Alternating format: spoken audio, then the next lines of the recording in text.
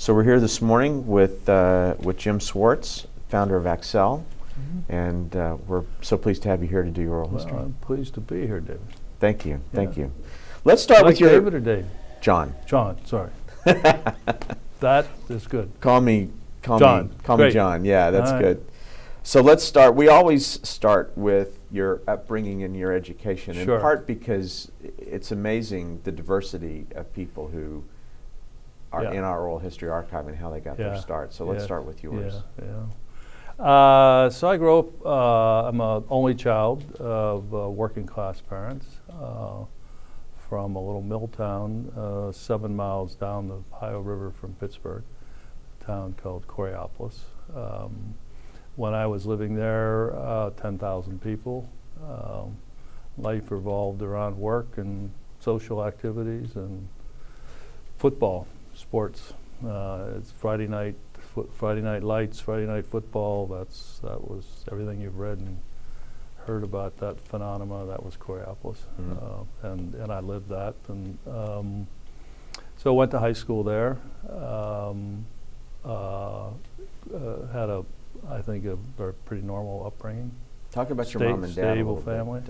Yeah, my father, German descent, very strong German background. I guess he was third generation. They came over in 1860s or 70s, somewhere in there, from the Baden-Baden area.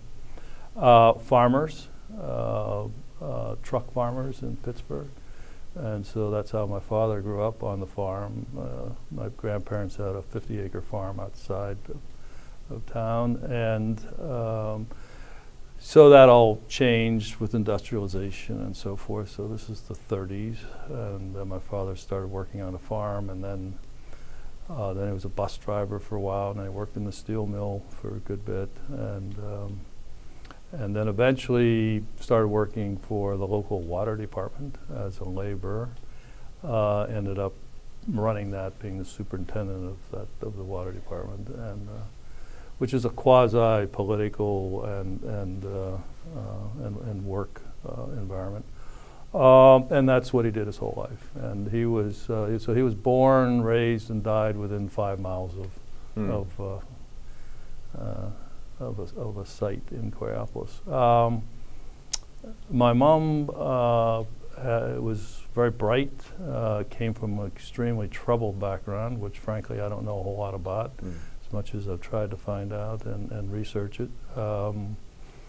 And I know quite well her mother's side of the family, Scotch-Irish immigrants, hardworking people. Father's side of it's a blank. I have no idea who my grandfather was on that side. So she ran away from home in 8th grade, somewhere around there. Went to live with a relative and made a life for herself, and just carved out her own definition of life. And I'm as I said, I'm an only child. I think there were 4 other births, natural births, that didn't survive because it was the RH factor in those days. They couldn't get it right. So I'm the one who survived. Wow. Yeah. You said she was very bright. Yeah, huh? so she was very bright, and when I was growing up, early days, she was a housekeeper for people in the neighborhood, and then went to work for a hospital laboratory for a really good forensic pathologist, and ended up running that lab for him for many, many years, and very successfully. And so the last 20, 25 years of her life, that's what she did. And so she had a nice career. But she graduated from high school. My father didn't. I think he got kicked out in 10th grade or something like that. I had one of his teachers eventually. So. Oh, no kidding. Yeah. Did they have aspirations for you? It was never articulated. I always felt like I could do whatever I wanted to do, and they were supportive, whatever my interests were. In those days, I was very interested in stock car racing and building engines and all that, and they were very supportive of that, or football or whatever my interests were, they were supportive.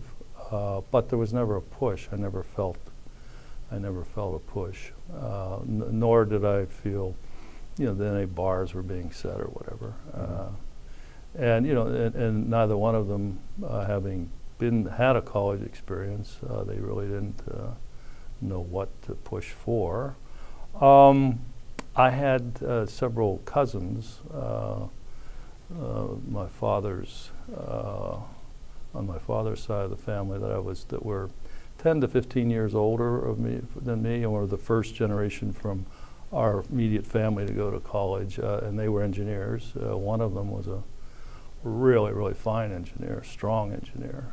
Worked for Kodak, did a lot of the cameras for a lot of the original satellite spy photo and all that stuff. And he was, he'd sit down and talk about calculus and solving problems.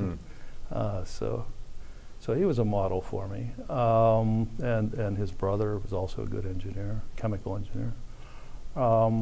But I really didn't have any role models in the immediate family, so it was a good upbringing, but not one that where I was being pushed to do anything. Was there something else that happened in high school in particular that got you interested in engineering? No, I don't think there was anything that happened that got me interested in engineering. I was always inquisitive about engineering. I remember reading books and great engineering problems of the world, and I knew I was strong in math, math and science that were interests. I was, got A's and good SAT scores in those, and so I knew that was my strength, and that's what engineers did, deal with math and science and whatever. So, and then and that was and those were the kind of people I saw around me to the extent I was able to see anybody. So I guess it was as much as understanding my own strengths and having a few role models around that I could visualize. But nothing dramatic really happened. I think probably the most significant outside influence in that era was playing football and my encounter with the whole college process. In those days, I'd say 15% of my graduating class went to college. And I'd say 99.9% of that 15% went within a 50-mile radius of Pittsburgh, either to Pitt or one of the state schools, or maybe you'd get really expansive and go to Penn State or something. But, largely very much close-knit. We had a great football team, and won a championship and so forth. And it was a really unusual team. And as a result, there was I think there's 85 colleges came recruiting on this little campus. Must have been a very talented team. It was a very talented team. And Western Pennsylvania has always been known as a football powerhouse, and in those days it really was. Western Pennsylvania, Eastern Ohio, Massillon, Steubenville, those areas. So there was very active recruiting going on. And so I was, wined and dined by lots of different colleges. And fortunately, there was what position did you play? I played halfback. Okay. Yeah, I was a halfback and linebacker. And I had enough size and speed that I was, a college candidate. So the Ivies have and I've always had they always recruit, but they're much more conservative in how they do it. And in those days in particular, it was done through the alumni network. And there were various alumni across the country who just did it for the love of it. And so there was, in Pittsburgh, there was an individual named Colonel Gallup, Ed Gallup, who was a retired businessman. Anyhow, he showed up at the high school one day and and asked the guidance counselor, you have any athletes who could, that are also good students? And so there were 3 or 4 of us that got sent down to meet him. And and he took an interest in me and worked with me for over the intervening 6 months and opened my eyes and educated me and took me out to dinner, sent me up to Boston to visit, and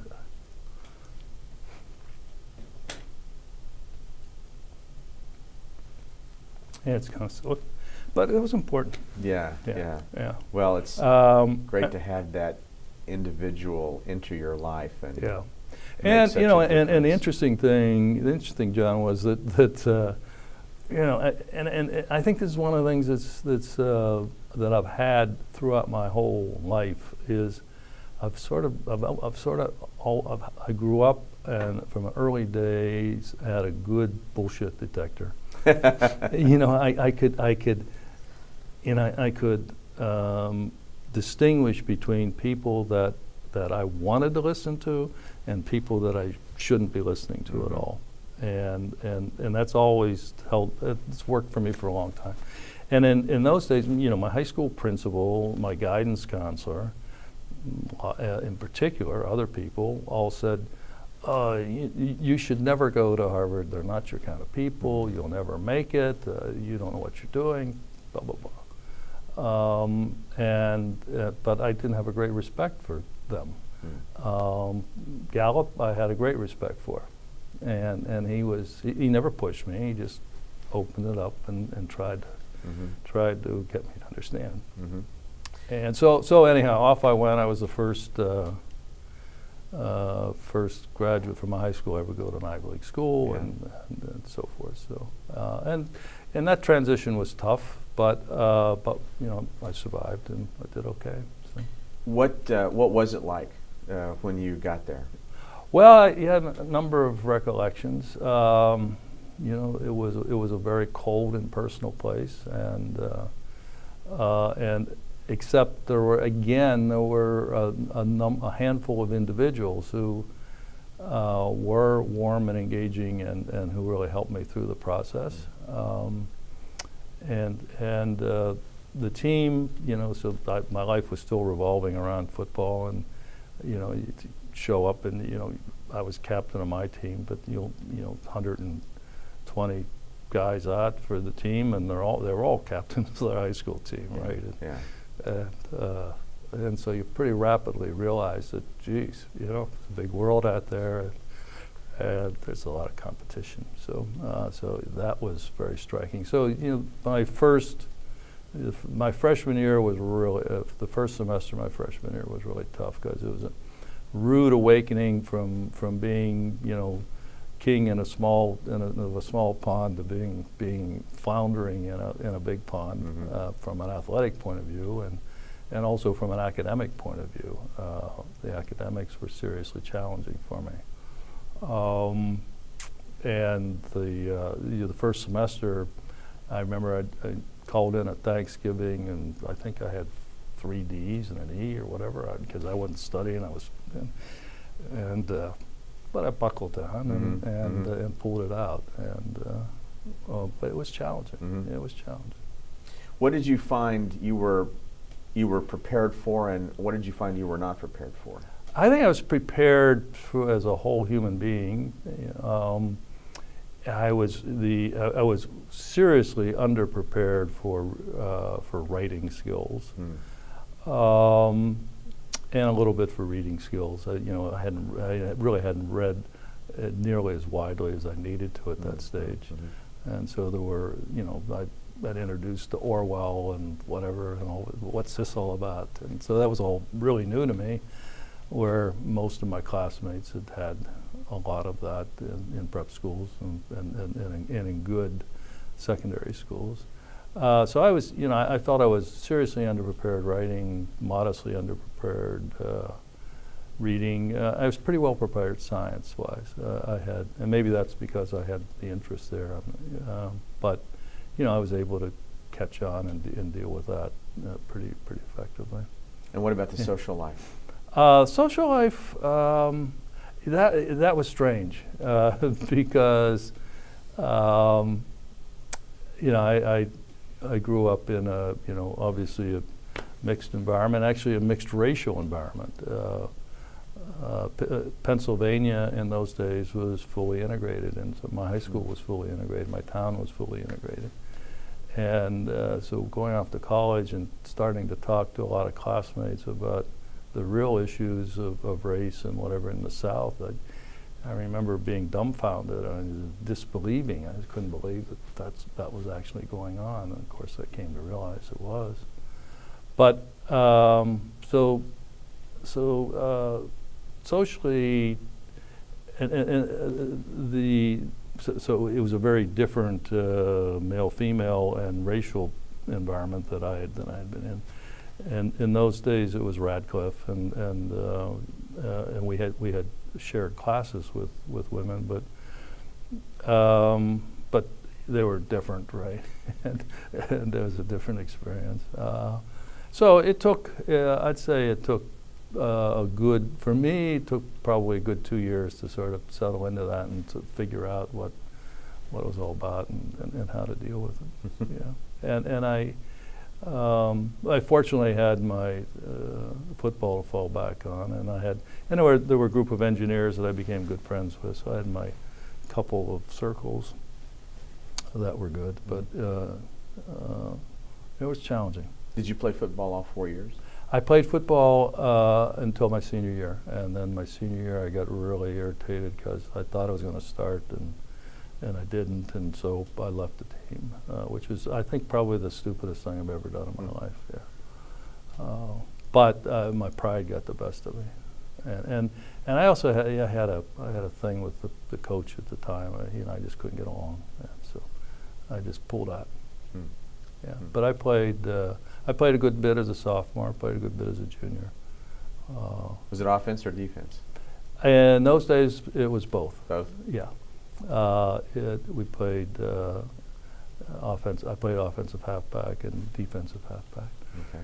That was a 2-platoon era, and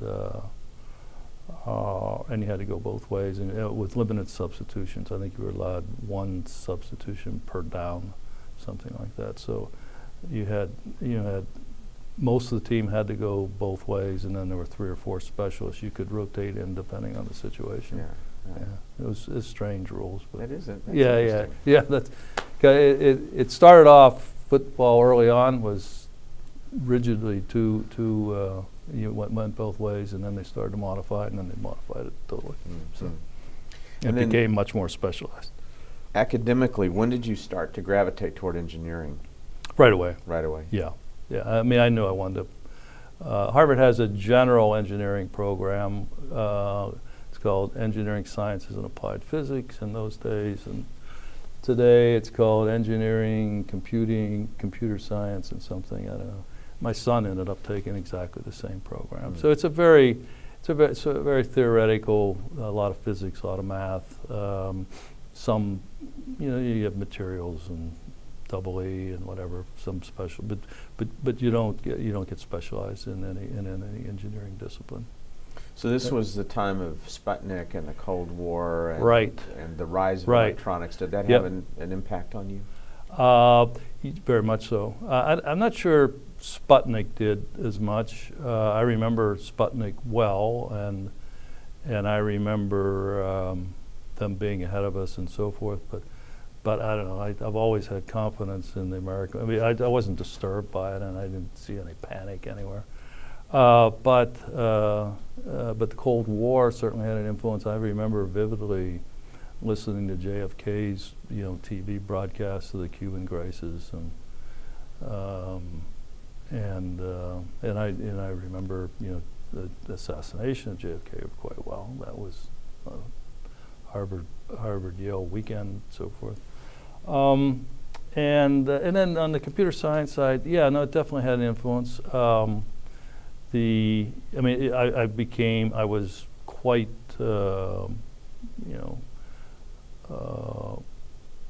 convinced about digital computing, and I took several digital computing courses at the college, early courses. This is 63, 64. We had most of our life was spent with analog computers, these humongous devices, people forgotten totally about in the basement, twisting pods and doing all these, complex servo mechanisms and so forth. And then digital computing, and that seemed to be really, really important to me, and so I focused on that. And that had a huge influence on where I decided to go to business school, because I knew I didn't, you come to your senior year, and what are you going to do next? And at Harvard, 80-90% of the class in those days went straight into some advanced degree of some sort. And so there was enormous peer pressure that I felt about, oh gee, I should go get an advanced degree in something. And I knew I didn't want to get an advanced degree in engineering, at least I didn't think I did, so began to think about business and business school.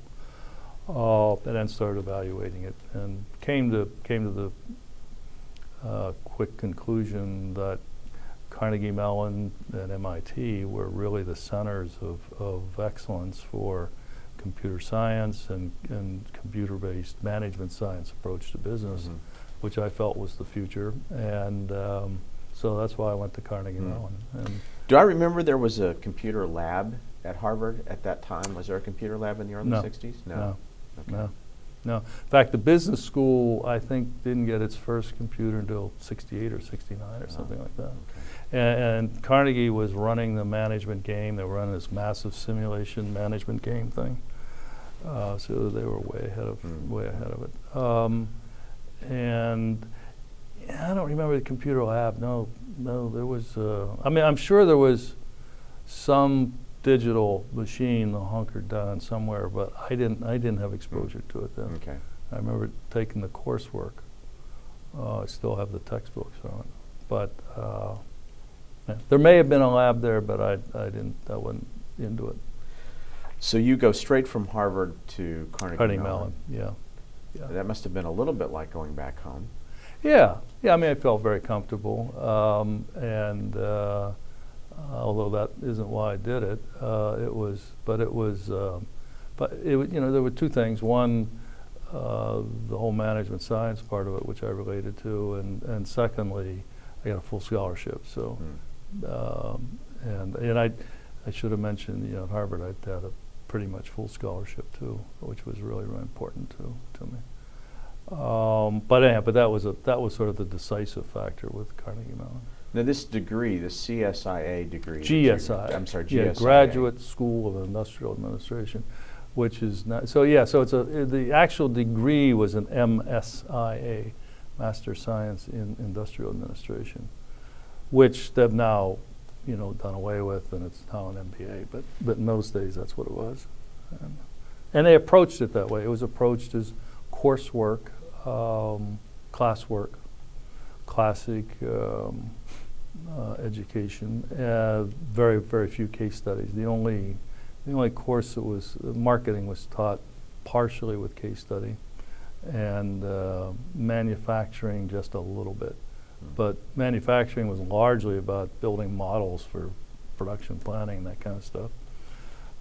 Marketing, actually, they were so far ahead of it. They were doing big data analytics on massive computers in marketing. That's the way I was taught marketing for the most part, was analytical marketing. And it was computer based. And computer based, absolutely. Did this exposure to computers and computing and applied computing, I guess is the best way to put it, at Carnegie Mellon, did that have an influence on the way you were thinking about what you were going to do afterwards? Yes, although it wasn't foremost in my mind. I went through all of business school. In fact, I just gave a talk on this the other day. I went through all of business school, never heard the word entrepreneurship, never heard the word venture capital, ever. Never heard Silicon Valley. Of course, probably wasn't coined yet. None of those were coined yet. Entrepreneurship was, but just in a very academic sense. So I had no window whatsoever into young companies, emerging companies. It just was not on the horizon. And so everything revolved around what big company job you could get. So yes, computer science and computers played a role because that sort of defined the kind of job I would be moving into.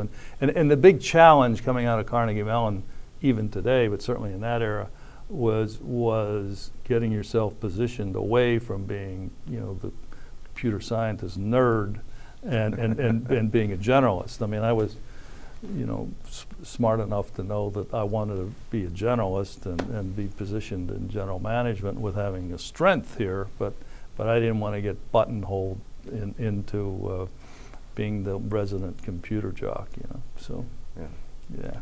But the push was toward big companies mostly, or consulting, corporate jobs. corporate, big companies. That was the opportunity set. Yeah. And you chose consulting. Yeah, actually, I chose big company first because when I went into Carnegie Mellon, I really loved manufacturing. I really thought I was going to stay in manufacturing.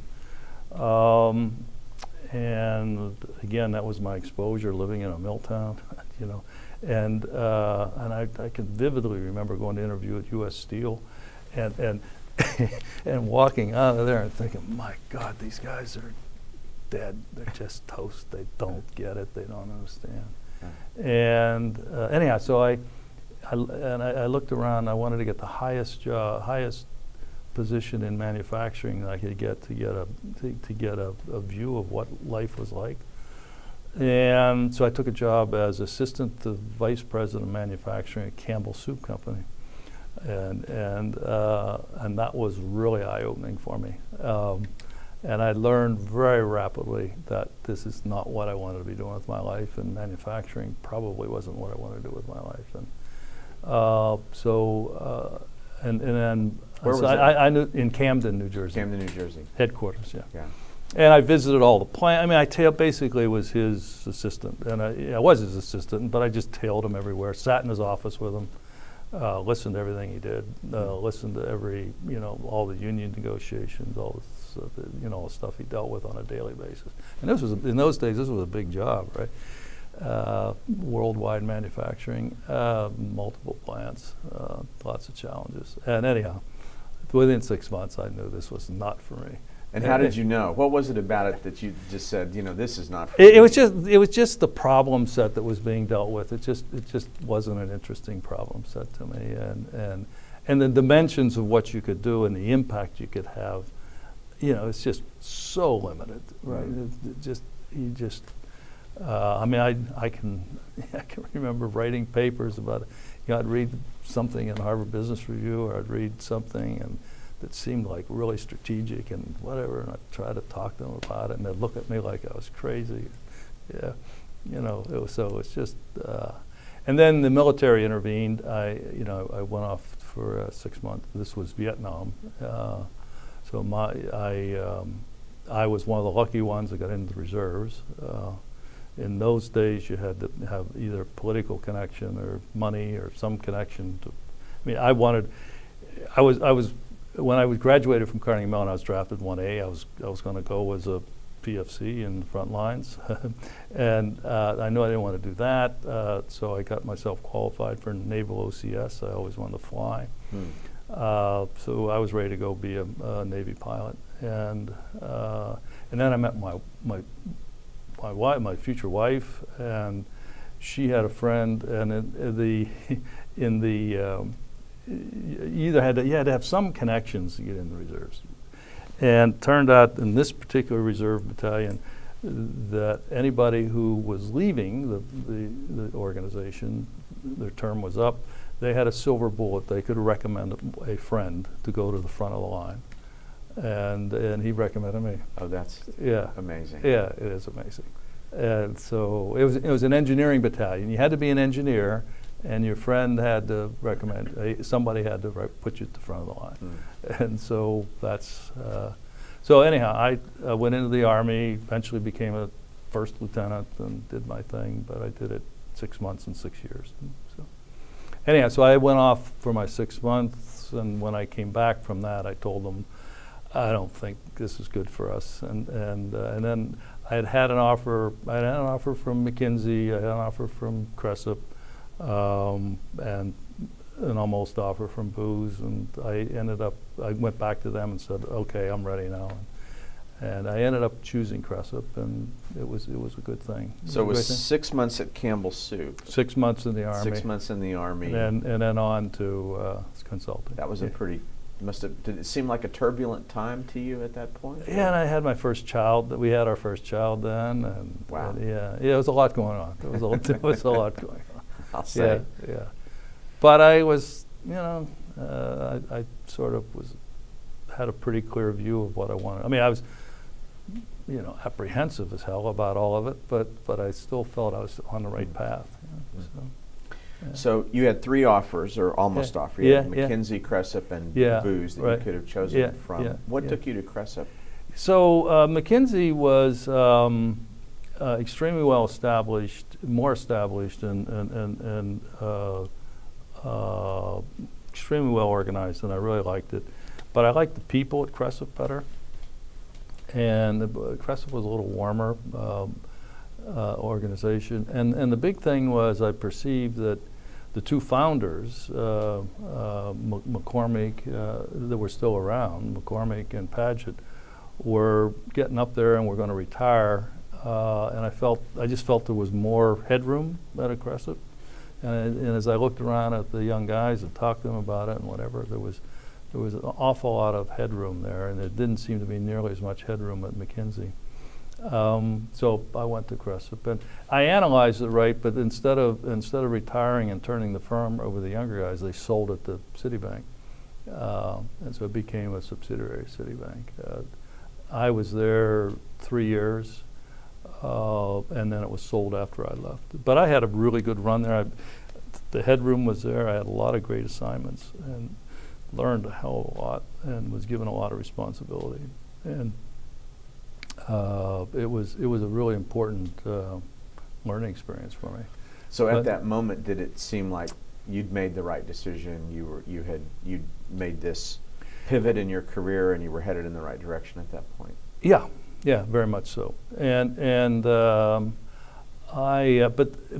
as I was working through that and working through big company assignments and so forth, it sort of became pretty clear to me that I had more entrepreneurial. The entrepreneurial part of me began to awaken somehow, and I think it was a little bit because of the times.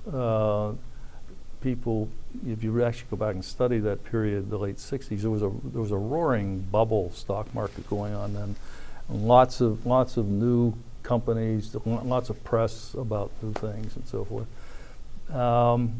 And real estate was really active, and I was trying to decide. So I knew that I wanted to, and I figured out that I wanted to accumulate some capital. I just didn't want to have a salary, and I was really fortunate. I met socially a fellow named Mort Collins, Data Science Ventures, and his partner, who's my age, Jim Berkman. We became good. 3 of us were good social friends. You were still at Cressup at the time? I was at Cressup, Okay. And they had just launched their venture capital firm in 1968, called Data Science Ventures, or 67, whatever it was.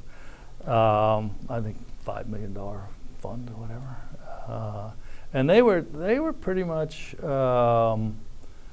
at the center of the universe at that point, because they really, in that era, no one knew anything about computers. Computers were breaking on coming to Wall Street. All of Wall Street was befuddled by what to do with technology and computing and so forth. And so Mort had a PhD in computer science, and he got himself positioned as a computer guru consulting to Wall Street. And so the financiers of his venture firm were Warburg Pincus, Venrock, Newcourt Securities, and there was a 4th brand name entity company. But anyhow, there were 4, really stalwart investment firms that were looking to him for specific, to be their specialist in all matters computer and technology. Well, I noticed it was described as a specialist technology fund. Yeah. That must have been unique. Yeah, it was time. extremely unique for that time. Yeah. I mean, on the West Coast, you probably had some, people were focusing a bit on technology, but not totally, But certainly in the East Coast, in the New York environment, New York, Boston environment, it was totally unique. Maybe AR&D was around in that era, but beyond that, not much. So Mort and Jim Bergman opened my eyes to the venture capital world, small company world, and helped guide me. And at the same time, I had a study at Crescent where I was working on a small company, and I really, really enjoyed it. I really enjoyed being able to get my arms around the whole thing and having a real impact on something. And at the same time, I was reorganizing the Ford Motor Company and walking away, and the suppliers to the Ford Motor Company, and walking away from that thinking, my God, this is the worst thing in the world to do, to work in one of these big companies. So you had a start choice at that point. You had seen the inside of Campbell. Right. You'd been to U.S. Steel and said, Yeah. that's not for me. You worked hands-on a Ford project. Yeah. So the big side of industrial America was not for you. Totally. Yeah. Exactly. It was just, I mean, I didn't know what the future was, but I know that this was not the place to build your career. And getting your hands around an entire venture Right. was Right. the thing that you immediately gravitated toward. Exactly. And then as I listened to them tell their stories about venture capital and what they were doing, and I began to form in my mind that, gee, the skills that I had with consulting, and that I'd learned with consulting, and the confidence I had with that, and my technical background and so forth, that this venture capital thing, I probably could be pretty good at this if I tried it. Was the style of venture capital anything like the style of venture capital that you have evolved into? I think that the answer is yes. I mean, I think the venture industry at its core really hasn't changed much at all. I mean, there's aspects, sure, there's lots of things that have changed. But at its core, of identifying an area, bonding with an entrepreneur, finding the right entrepreneur, finding the right sector, getting a significant ownership, building the company, working as a director, helping with the strategy, all those basic building block fundamentals are, that's still very much part of the industry. I think there's large segments of the industry today that have sort of gotten away from a lot of those fundamentals, but we keep coming back to it. We keep we go through these periods and everybody, it all looks simple, and then it all evaporates, and then people come back to the fundamentals again. And so, I mean, a big difference, obviously, is the public perception of it, and the just the sheer volume and the pace of it. In those days, you could spend. I mean, some projects were still competitive, but largely you could spend 6 months analyzing something, or 3 months for sure, before you had to make a decision. And there was no public perception of it. I mean, you go to a cocktail party, what do you do? And no one would understand what you did, right? What were you investing in at DSV? So I didn't go to work for DSV. So the deal was they would help me get a job, and then maybe I would join them after I got trained a little bit. I see. They helped me get a job there was a really hot investment bank in those days named Laird. And if you go back into the folklore, then DLJ and Laird were sort of two. And Laird pioneered LBO. They had done like 30 LBOs, and they were a venture placement and small IPO. So I spent 2 years there really getting educated, did a few IPOs with them, did some venture placements, learned the whole venture capital business, made a point of meeting every venture capitalist I could, and just learning. And then 74 recession hit, and everything slowed down, and so I got an opportunity to go up to Citibank. Citicorp Venture Capital in those days was one of the centers of venture capital. There were a handful of big firms that were actively doing new things, and Citi was one of them. I find that really interesting because today I don't think we associate venture capital with really big banks like Citibank. Yeah, Was that unusual at that time? No, it was. Well, first of all, they were very different than the banks than they are today, right? They were really extremely well-run commercial banks that had strong entrepreneurial aspirations to do some other things. I mean, Citi was a fantastic organization in 160 countries or something, and pioneered all this stuff. But anyhow, Citi had a venture group. Morgan Guarantee, now J.P. Morgan, had a venture group. First Chicago had a venture group. B of A had a venture group. Those were the four powerhouse institutions in the country. They all had a venture group, and they were largely wrapped around the SBICs. They were allowed to have an SBIC. They were allowed to have. So there was banks are always trying to find a way around the regulations, and so they were very astute at doing that, and we ended up with. So I wouldn't say it's unusual, but among the big banks, it was good, and that organization for a number of years provided a lot of earnings for Citicorp. I mean, it became a very powerful earnings engine for them. So we did things like Cray Computer and Federal Express and lots of medical technology things, and oil and gas, natural resources, various things. Were these early? Was it an early stage approach, or no? Were these? It was whatever we wanted to. It was a group of 9 of us at the core, and it's what we wanted to do. We also had a global business at Citi. I was responsible for all the international stuff in addition to doing domestic projects. I had 10 guys. I had 3 or 4 in Geneva. I had 3 or 4 in London. I had some in Canada. A portfolio of 100 investments around the world. In those days, there were largely bank loans with equity kickers, but they were. It was an equity portfolio. But they were way ahead of the time, and so I'm getting all sidetracked here. But I saw venture investing in Europe very early, starting in the 70s. What it looked like, and that's really helped me build the Accel portfolio over there. But so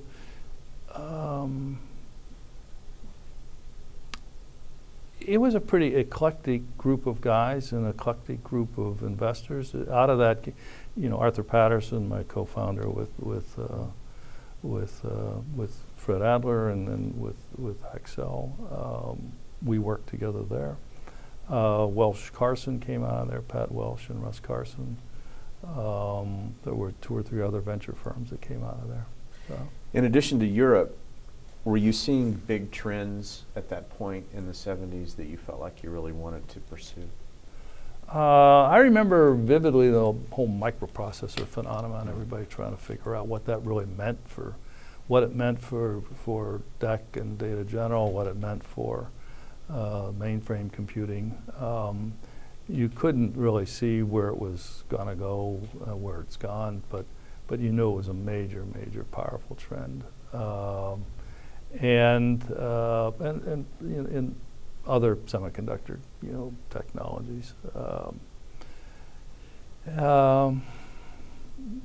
So it became very clear to me basic semiconductor compute platforms and ASIC design and custom design and so forth were really, really important. And I had to spend more time with those things. And those businesses were really starting to get formed up and taking off.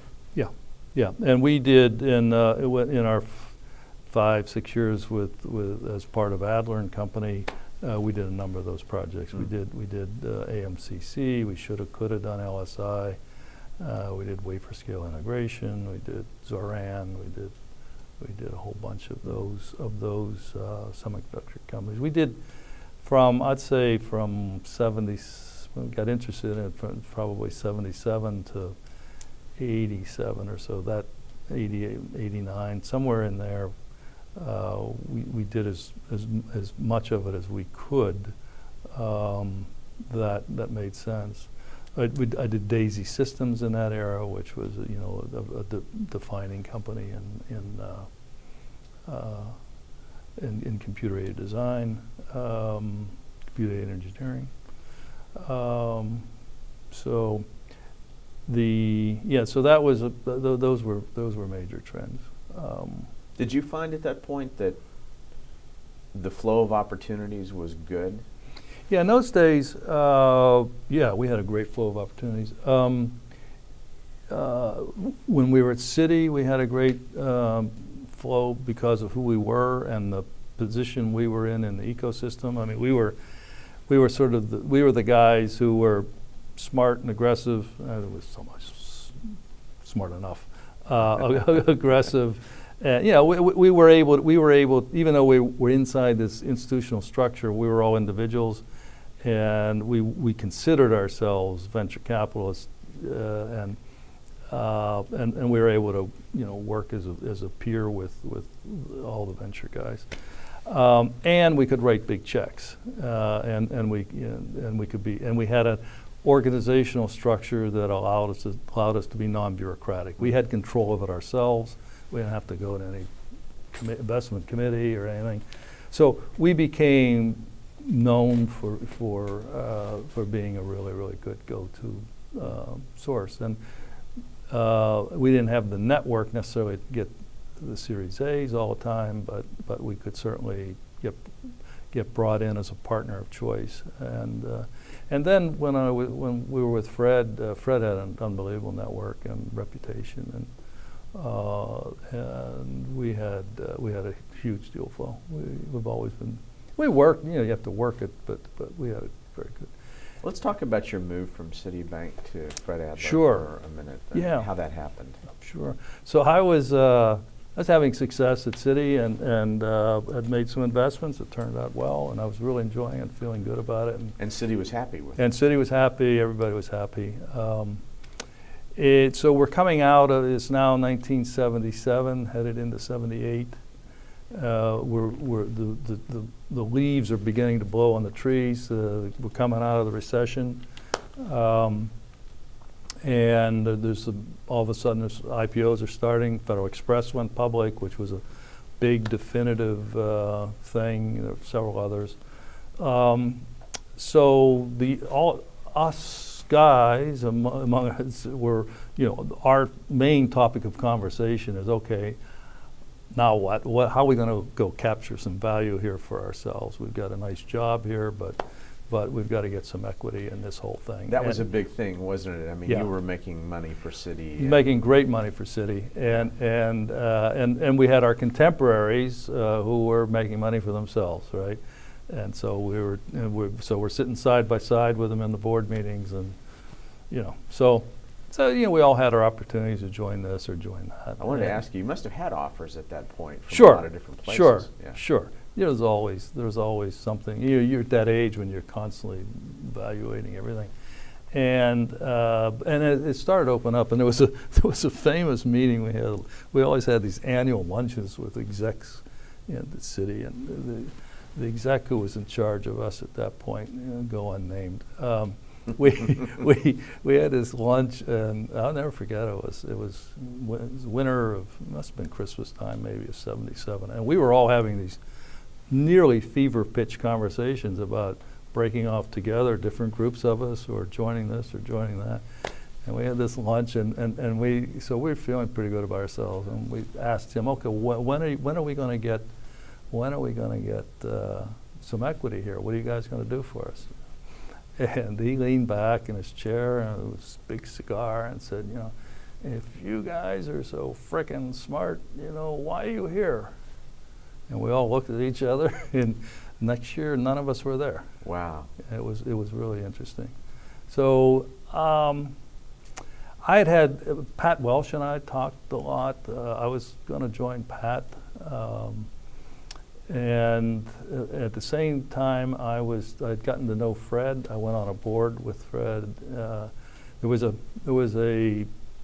One of the things I did at Citi was, because coming out of the consulting business, I fixed a number of the issues they had in addition to doing some new investing. So there was this one company, was an ophthalmic reader.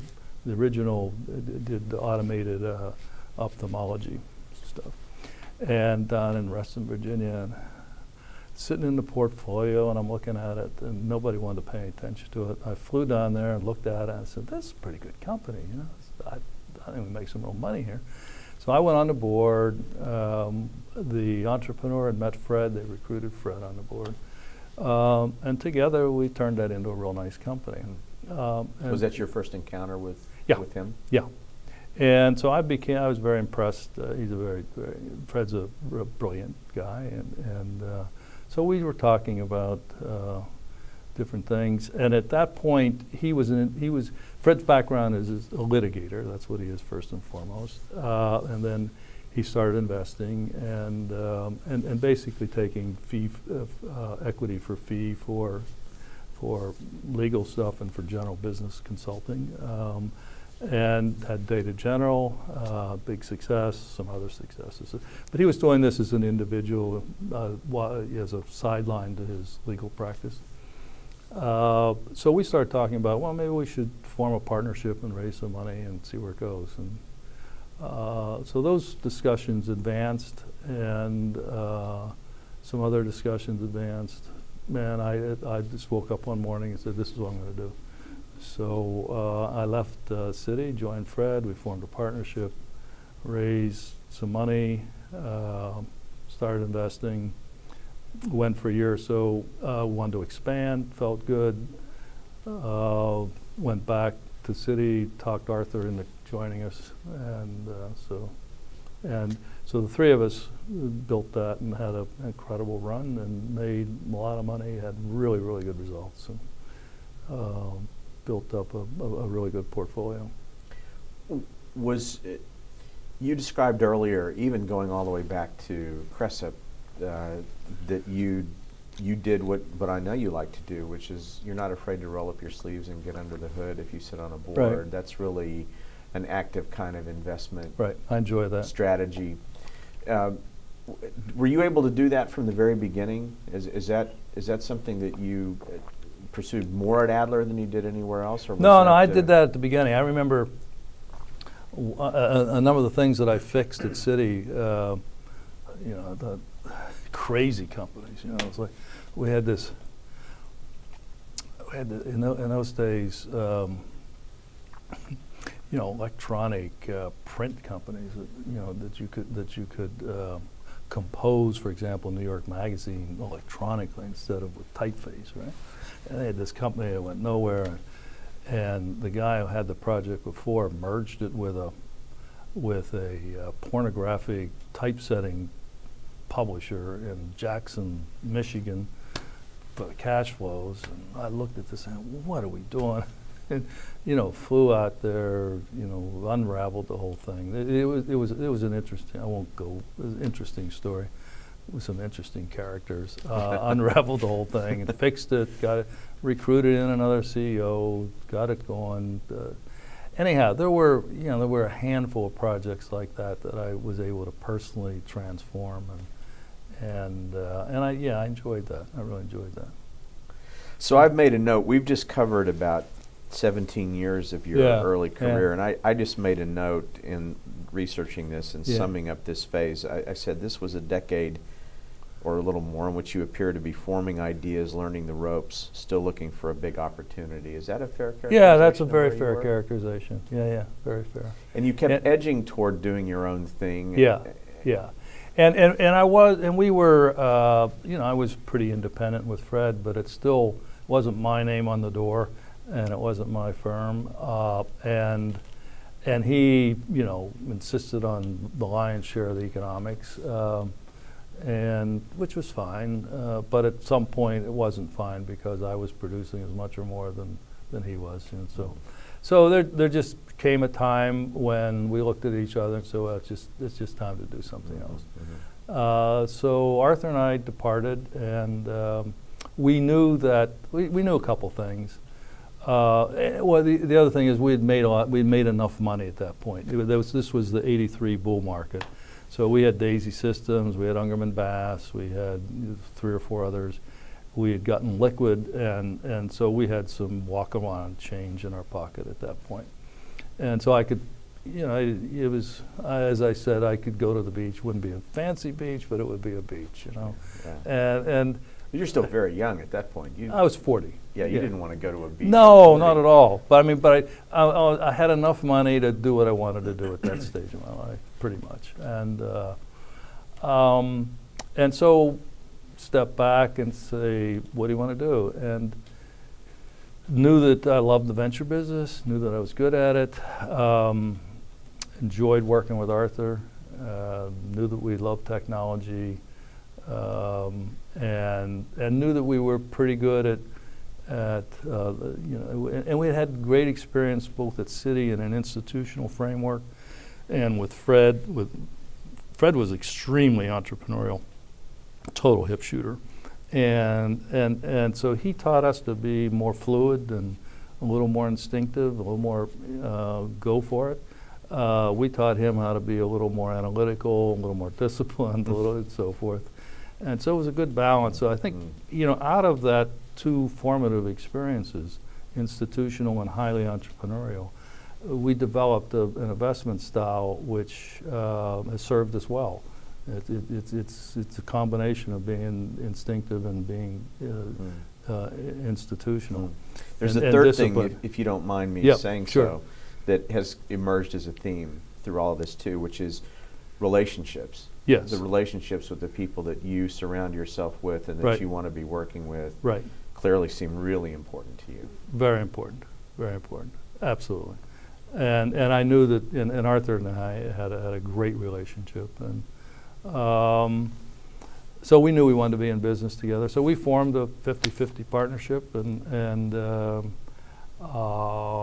and started about building Accel. And so we didn't want to put our names on the door. We'd seen the perils of doing that, and we wanted to get a name which was near the head of the alphabet because we had learned to love that with Adler and Company instead of Patterson and Swartz. Why was that important to be in the A's? Well, because we were always at the end. We were always at the end of the. It was. I don't know. It just felt like the right thing to do. Okay. And we wanted a short name and so forth. So we found Accel, which means it's actually a musical term. It means it's short for accelerando. It means picking up the pace. It seemed to fit. That's nice. Yeah, and that was and Peters came out with In Search of Excellence that year, which was a play on it. So it all sort of fit. Okay. Anyhow, we wanted to build a modern venture firm that would survive us and become an institution. That was the underlying objective. That was the sole objective. How did you define modern? In focused and actually knowing something about what you're investing in, because in that area, it was changing pretty rapidly in that era where you had a lot of guys who were good generalists, stock pickers, and in the venture business, they sort of did a little bit of everything, and just were basically backing good people, going with the flow, momentum investing, whatever you want to call it, weren't terribly smart about what they were investing in. And we felt that the future was you needed to really, really know the industry. And you needed to know the industry almost as well as the entrepreneurs you were backing. And that became a mantra, a guiding principle for us. And that's true to this day. We've continued that. So we have this thing called, which Arthur coined the name, prepared mind. Chance favors the prepared mind. That's always been one of my favorite quotes. Mm-hmm.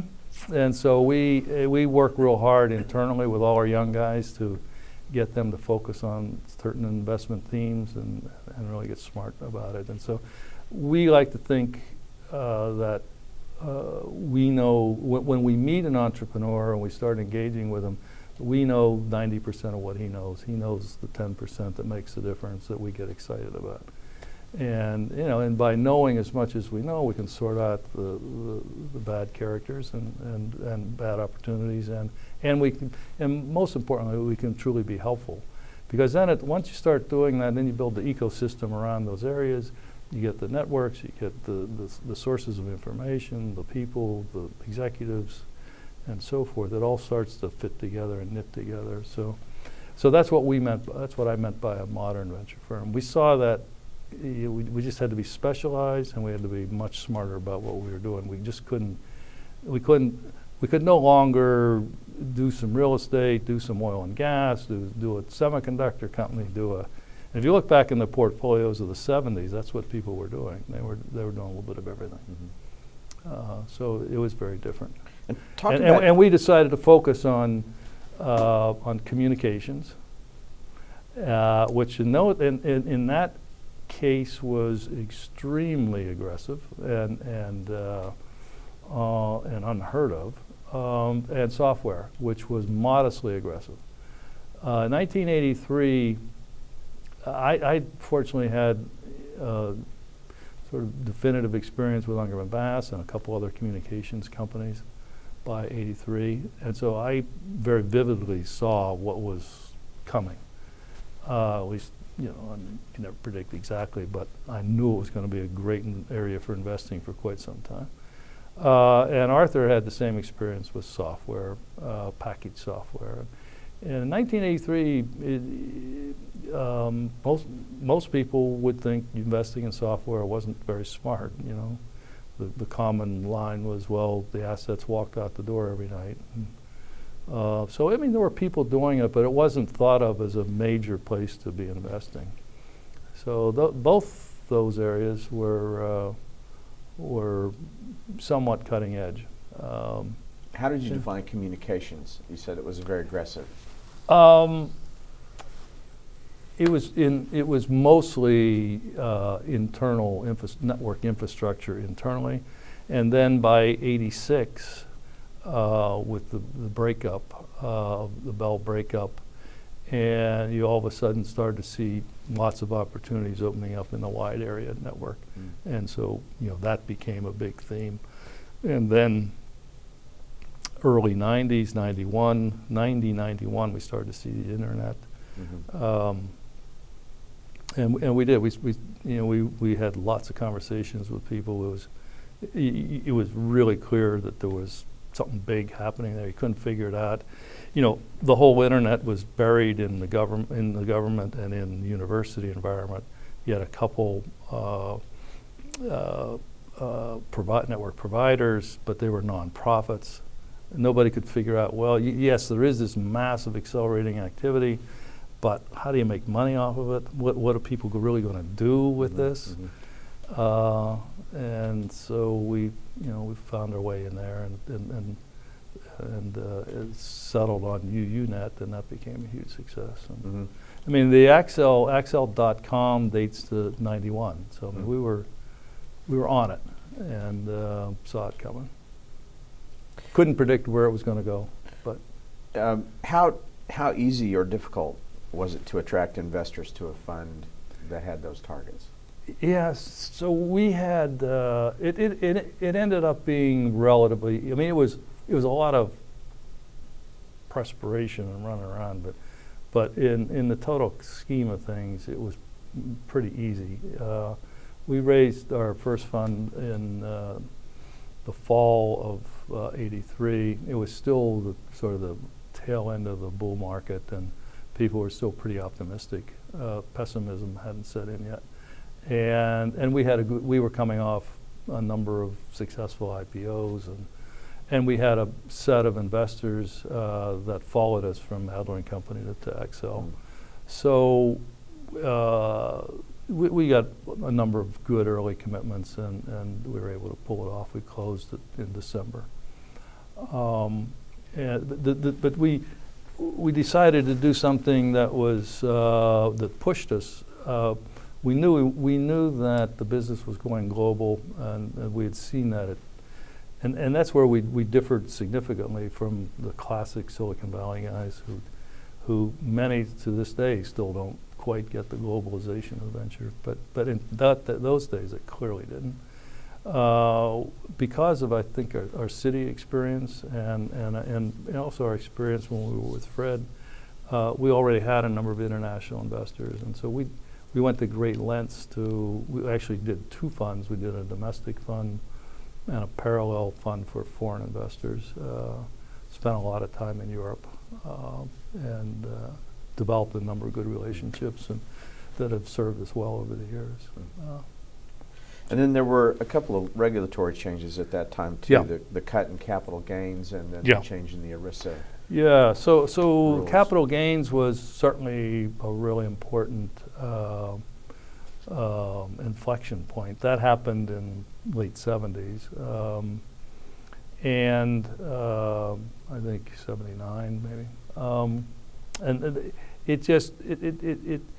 yeah, you can argue this capital gains thing to you blue in the face, and I have, as when I was leading the Venture Capital Association, lobbying, and whether it matters or doesn't matter. I mean, it certainly matters in terms of warming the speculative blood, and that's what happened. I mean, people started, in my opinion, people really started to become more speculative and more feeling good about things in that era. The ERISA legislation, I think, it was massively important, and people don't understand it quite. Until I think 79 was the first time that the prudent man rule was changed, and so they liberalized it a little bit. Mm-hmm. And so and there started to be some funding come into the business from aggressive, progressive pension people who are willing to take the risk, read the language, and be prepared to deal with it. So the floodgates opened a tiny crack in that era. And then there was a period from then until 85 when the DOJ wrestled with the interpretation of what it really meant. And Chris Brody and I were two guys who led that whole thing and dealt with it for years. We did lots of hearings, lots of stuff, and went on and on. But we finally ended up coming up with a definition that DOJ could live with and we could live with. It was a grand compromise, and then the floodgates opened up wide for pension funding, which I don't know what the data is today, but it's well over half. It's massive. It's massive. Yeah. And it still hasn't been tapped. I don't want to get too sidetracked on your NVCA involvement, right? But I do want to. This is a good moment to touch on it because. Did you get involved in that expressly for this purpose, for helping to do that, or was there something more you were hoping to do? That's a good question. Why did I just felt it was really important. As a young guy at Citibank in 1974. I went to the first annual meeting of the venture capital, NVCA. Maybe there were 30 people in the room. I don't know, 40. And these were. This was,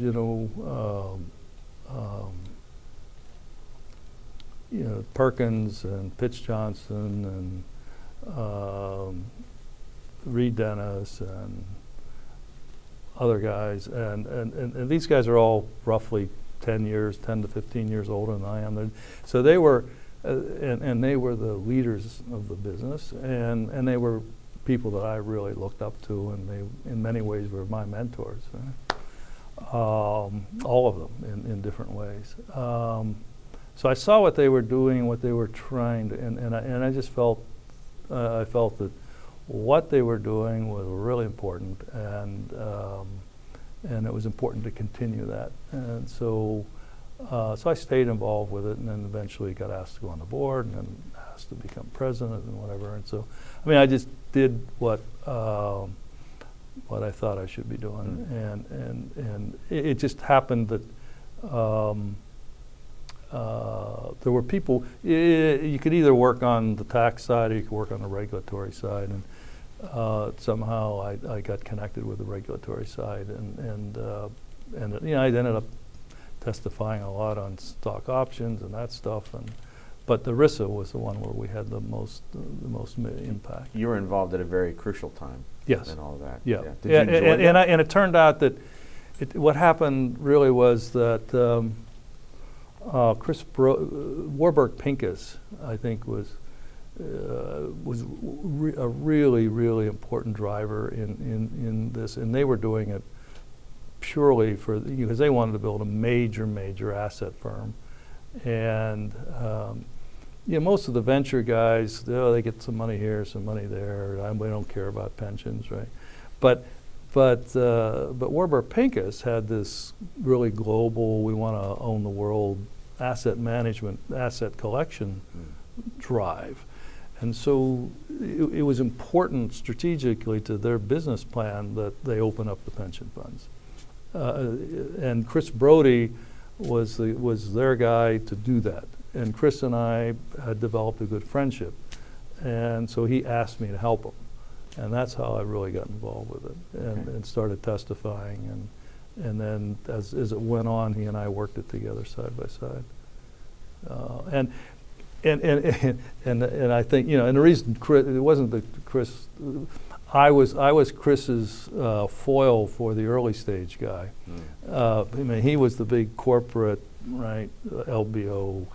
I was the early stage startup guy that he could drag along and say, yeah, it's good for these guys too, right? Yeah, so, yeah. So we were a good team in that respect. What did you think of the whole Washington process since you were involved in it for quite some time? Yeah. You know, like everybody, it's very heady, and you can get caught up in it, and I certainly did for a while. And I found it challenging. It's really challenging. I mean, you approach it, you think, well, you can go in and understand it and dimension it, deal with it, and whatever. And what you realize is you really can't, you know. And I'd say I spent a good decade or more, you know, there a lot and doing a lot. And at the end of the day, I said, you know, this is stuff for me. And I'm glad I did what I did, but enough's enough. You know, so. Yeah. Let's go back now. We were just at the very beginning of Accel. Yep. And so it's you and Arthur. You've got a strategy. You've got investments that you've targeted. How did you put your team together? Right. It was, you know, stop and start, you know, 2 forward, 1 back.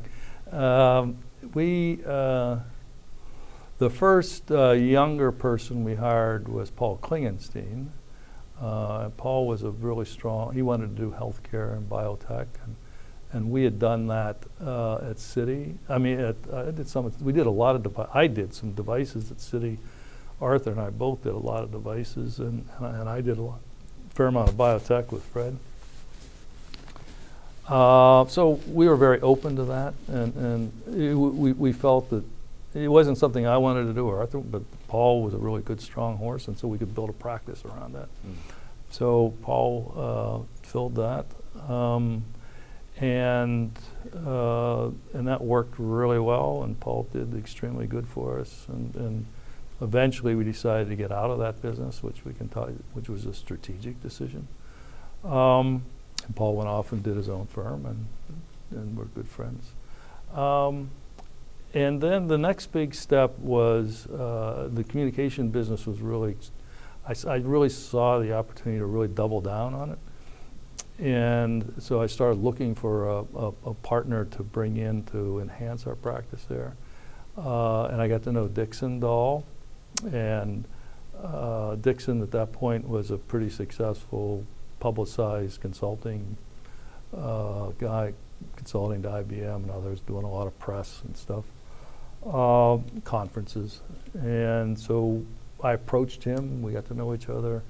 We formed a specialized communications fund, which enabled us to raise more money on the heels of the money we already raised. And the big thing was getting a marketing presence. And so it was, you see people today doing the big data fund or the iPhone fund.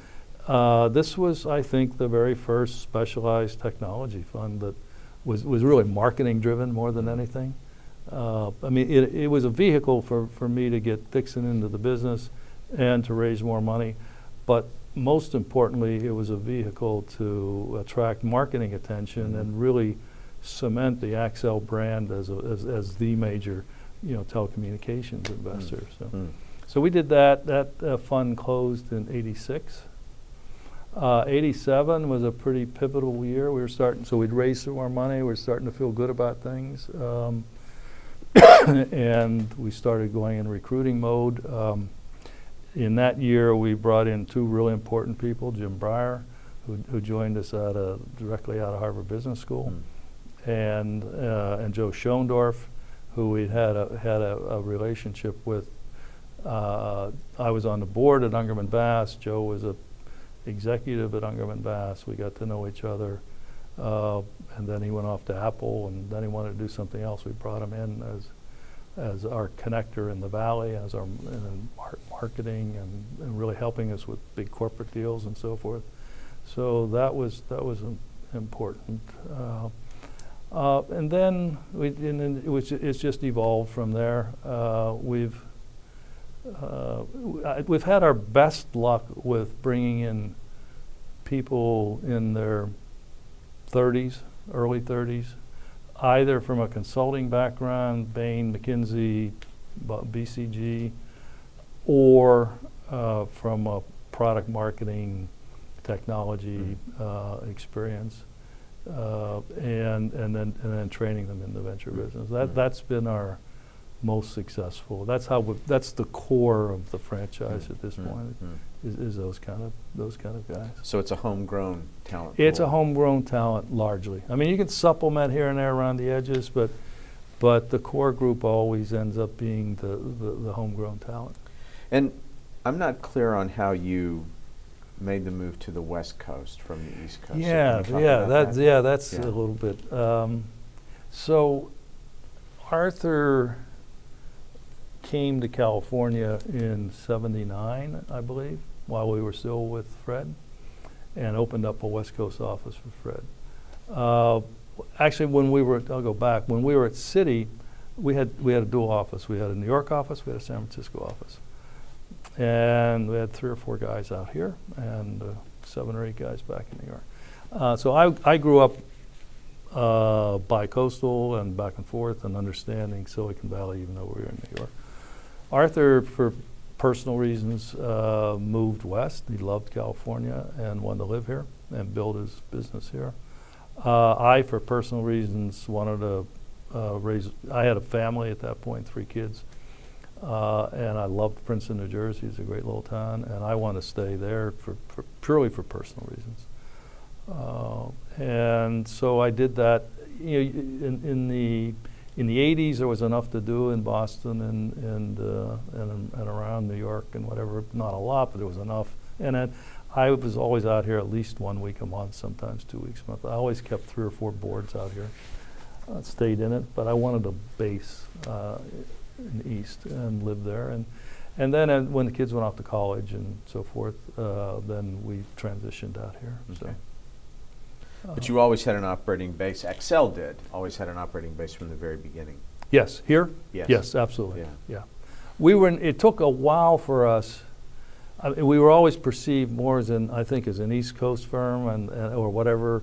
It's like sort of like Greylock's gone through that transition now, and from being pure East Coast to now highly West Coast focused. It took us a while too, and it took a while for us to be perceived as a Valley firm, because that wasn't our heritage. Our heritage was New York, and both Arthur and I grew up in that financial system, Right. and not in the Silicon Valley system. Yeah.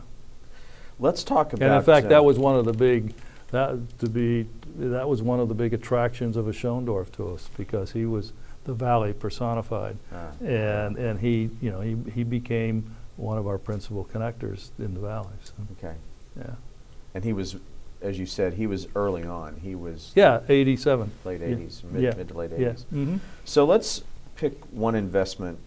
We talked earlier about Remedy. Sure. And I would just like for you to talk about that from inception to whatever you would call the ending, because I think it really does illustrate the way that you do business, or did started off doing business at least. Sure. No, and still do. So we were, as I discussed, had a big presence in the whole in networking and data communications and infrastructure. So we tended to see most of the projects that were getting done in that area. And Joe had joined us. Joe called me one day and said, "There's this really interesting guy who's leaving Sun, who my wife Nancy works for, and he's going to start something, networking."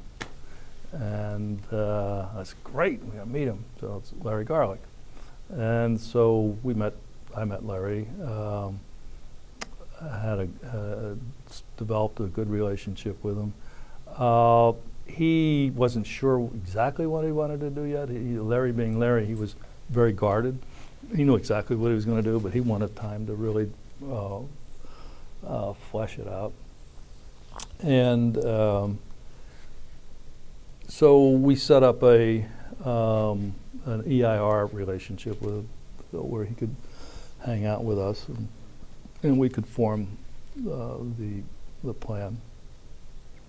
So we worked our way through that, and so independently, Dave Mahler walks in one day with a business plan that looked remarkably similar to what I knew Larry was working on. And Dave was an equally high-grade guy out of Hewlett-Packard.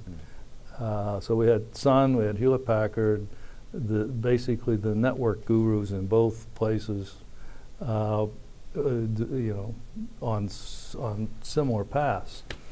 And so we finally said, "Gee, we like both you guys, but it would be really powerful if you could get together and see if there isn't a meeting of the minds here and something bigger that can come out of this." And actually, I'd forgotten this part of it. I called Dave and just got his recollection of it, and it turned out that Dave was giving a talk at Interop, Hewlett-Packard talk at Interop, and Larry showed up. They had never met.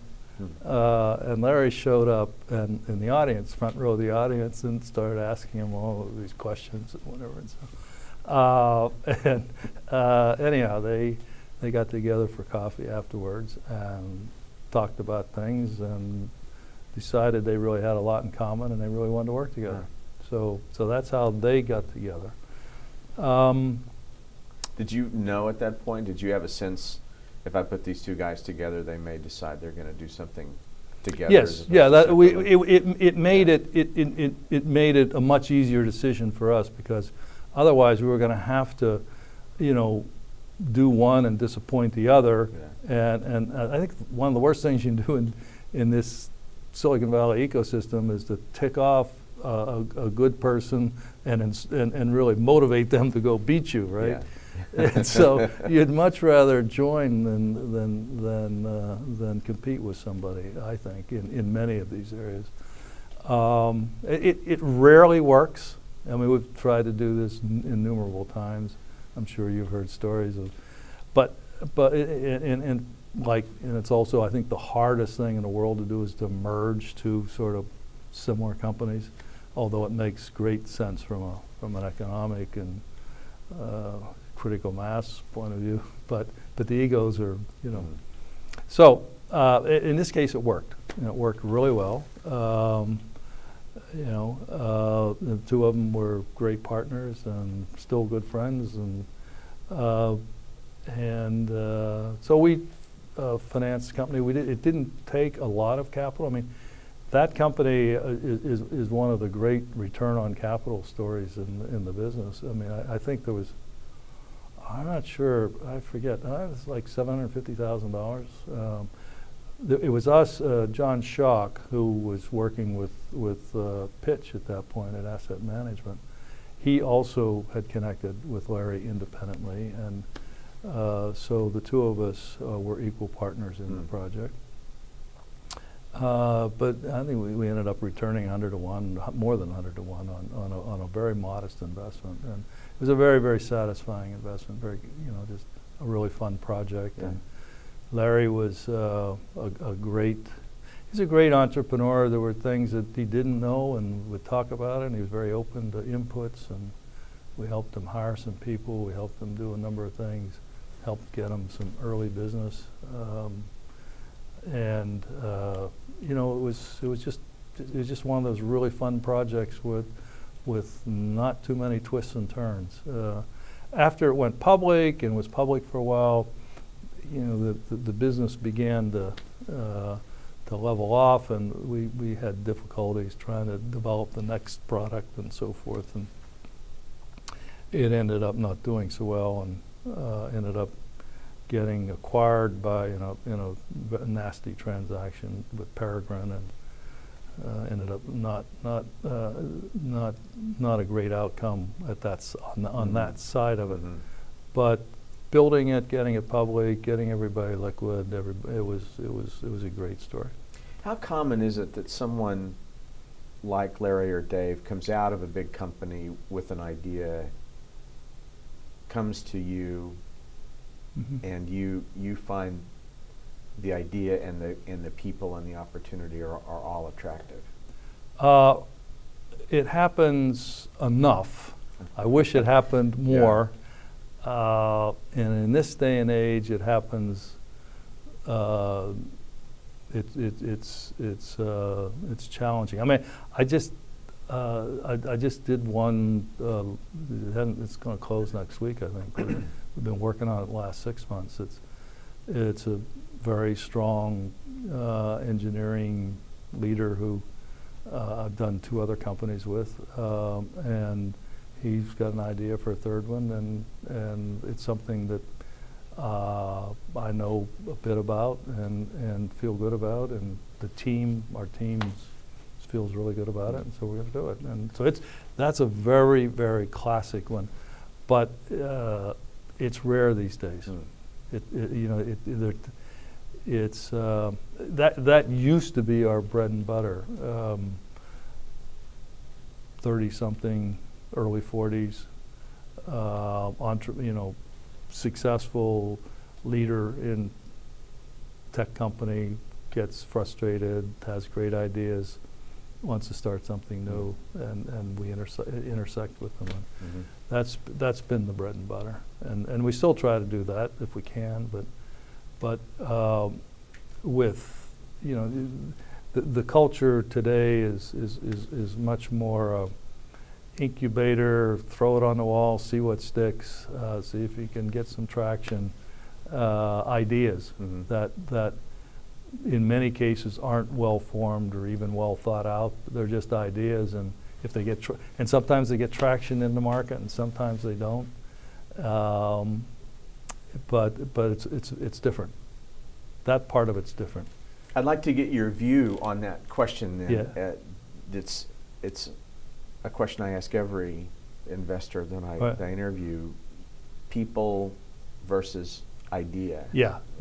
Okay. What's your opinion on that? Yeah, well, I'm much more the people side. I mean, I think one of the things about, and I'm sure you've seen this, everybody answers this question differently, I'm sure. There are many different styles of investing, and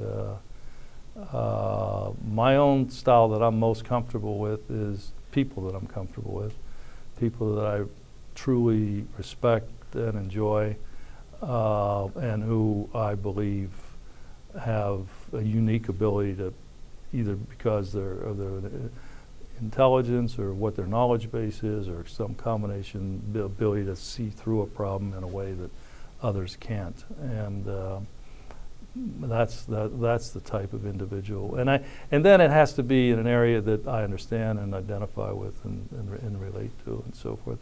But I always say I'm less concerned about market size, because there are other investors that say, well, you got to have a $1 billion market, and my answer to that is it's just not been my experience. And you know, my favorite story is Ungerman Bass. When I invested in that, the wildest expectations anybody could come up with is maybe it'll be a $50 million business. And here we are, local area networking is 50 billion or some double-digit billions, right? And no one had any concept of how big the industry was going to be. And if you would have turned that down because it was too small of a market, too much of a niche market.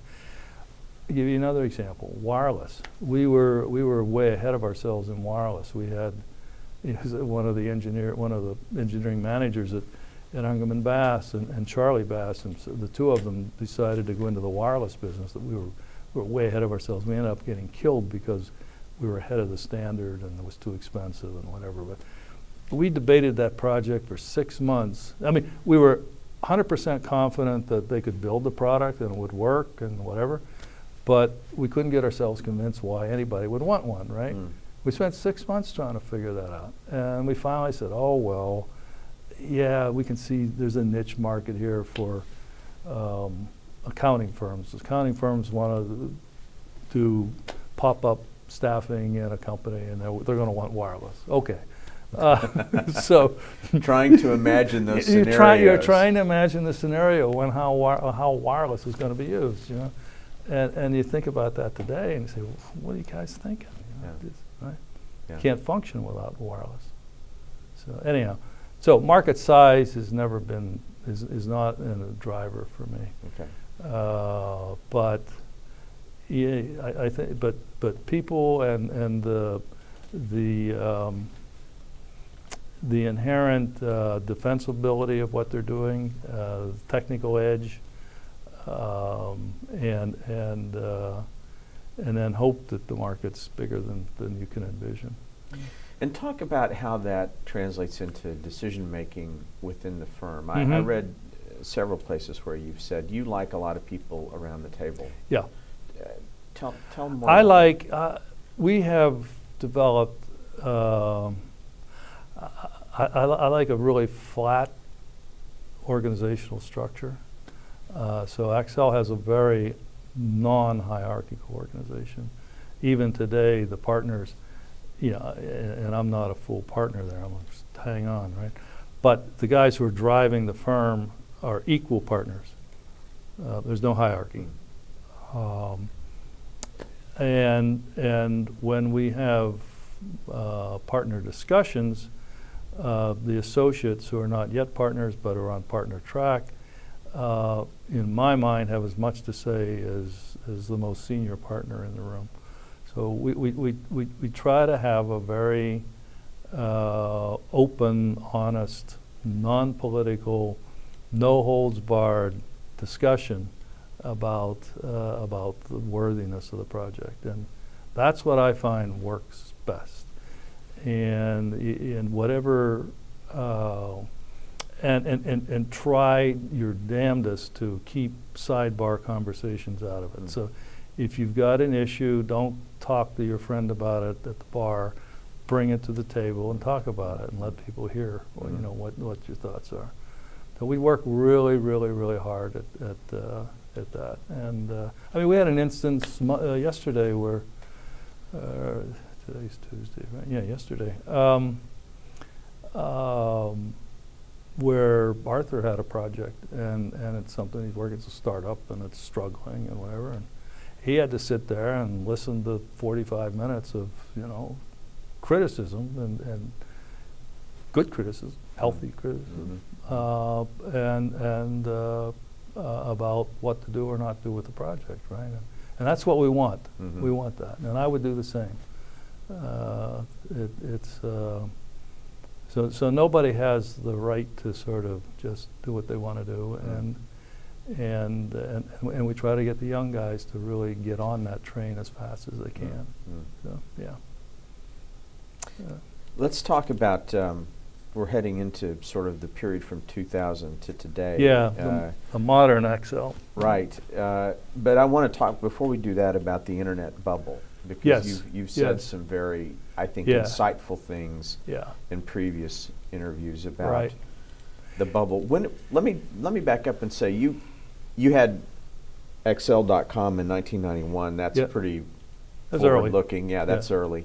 When did you first know that the internet was coming out of this strictly government research black box phase, and there was a real opportunity there? Yeah, when we did UUNet, and we did UUNet in '93, I think, and it was a nonprofit, and there was a comparable one up in upstate New York called ASI, I think. There were two of them. And we chose UUNet for a variety of reasons. And and it was unclear because the entity was a nonprofit that had government contracts, and its manner of existence depended on these relationships that it had with universities and the government. So we had to transition all that from those relationships to a for-profit entity and so forth. And we didn't know quite whether we were going to be able to do it or not, but after a year and a half into it, we started to see it, and then see it happening. And then the then CEO was brilliant, cut a deal with Microsoft where Microsoft invested, and we became a big part of their traffic, and so you really started to see it started to take form then, and then the web hit, so the next thing was Netscape and the web, and there were 10 or 20 other Netscape-like companies out there trying to do what Netscape ultimately did. And we missed Netscape, but we were certainly looking at all the projects and understood what was sort of happening there. And then so then it really hit, and then it just started compounding. How did you choose to get into it after UUNet? Was it a software play for you, or was it? It was both. I mean, it was. I'd say that we probably weren't as nimble as we could have, should have been in that era, because we were coming at it largely from the infrastructure side, and so we felt, well, we got all these opportunities, and we weren't quite smart enough to get around on the app side of it, and so we missed Amazon and missed some other early. We tried to get into Google. We missed Google, but we didn't have ourselves really organized well enough in that era to go capture those projects. I think we finally caught up later in the 90s, and then on into 2000, we got ourselves reorganized and started focusing the right way there. When did it start to feel like it was turning into a bubble? 97. I was very clear. I remember feeling in 97, my God, this is as good as, this is really good, and from a stock market valuation point of view, and then saying, gee, should we just get out of here? Should we just, and then talking about it, thinking about it, and saying, no, let's let it run a little longer.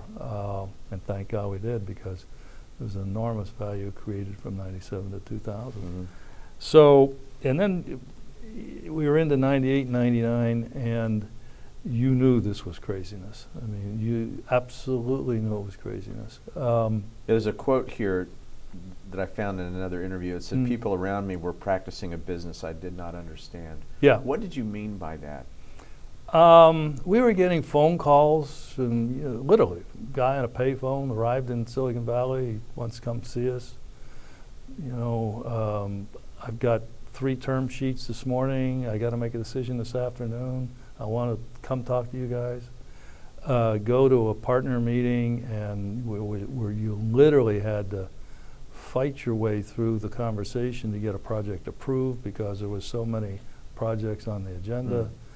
Going home on a Monday night and waking up the next morning and thinking, okay, we approved 9 companies yesterday. What were they again? And just seeing and meeting entrepreneurs that you knew were lying through their teeth and fabricating, and I mean the whole system was rapidly unraveling, and it really disturbed me. But yet you couldn't. It was. I described it, and I wrote a Christmas letter, family Christmas letter every year, and that Christmas '99 I wrote, this is the best party there's ever been. It's going to be a huge crash. We don't know when to leave it, but it's just like you've been to parties where you you get into it and you're going and your head's telling you, oh boy, this is going to hurt, right? Yeah. But you still keep going, right? Until you fall or whatever, and that's what it was. Yeah. And then was there a moment when the curtain dropped? Yeah. When was absolutely. For us, I mean, you could sort of see it in the first quarter, and then Of 2000. Yeah. Mm-hmm.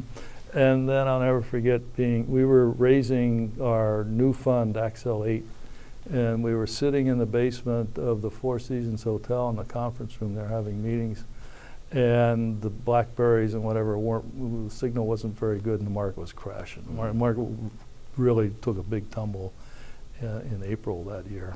And by June, we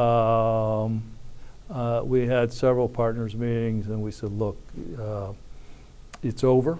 And so what I've always said is you can't pick the top. You can't pick the top and bottom. You can't know in advance when it's going to happen. But you can be pretty certain when it has happened. And then when it has happened, you need to act. Mm-hmm. So we acted, and we ended up shutting down 8 or 10 companies and just getting them just immediately within a month or so. Had you ever had to do that kind of thing? No, never had to do that before. Where you'd walk into a board meeting and say, "Look, guys, we got X gajillion dollars in the bank here, but this model is not going to work in the new world, and let's just liquidate the company." So we did some of that. We did 3 or 4 mergers, the strategic mergers that worked out really well, because in a lot of cases people had developed technology and infrastructure and whatever that was valuable to other people, so it became clear that this phase of the cycle was over, and we had to respond to it and take some action. Yeah. And then what do? Do you just step back and take a deep breath and sort of reset everything, or is it another approach?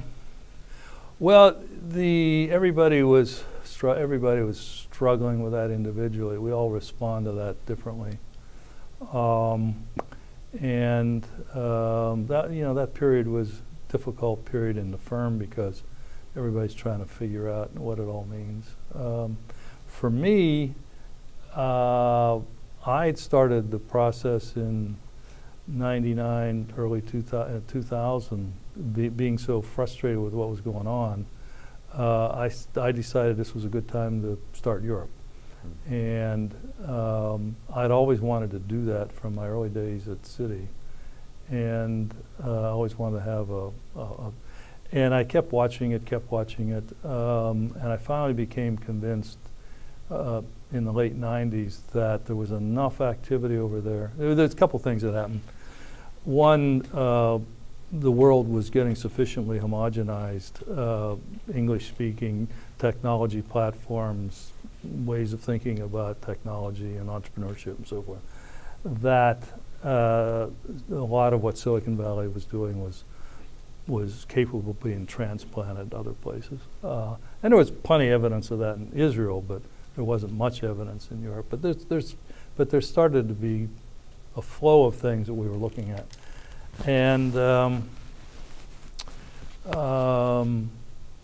so I decided there was enough to get a business started. And it turned out that, so we talked about it at one of our offsites, and Jim Breyer said, well, I got an idea. I had this great guy in business school with me, Kevin Kamoli, who I just was in touch with, and he's looking to do something, and he's got a good background. And so met with Kevin, liked each other, formed a partnership.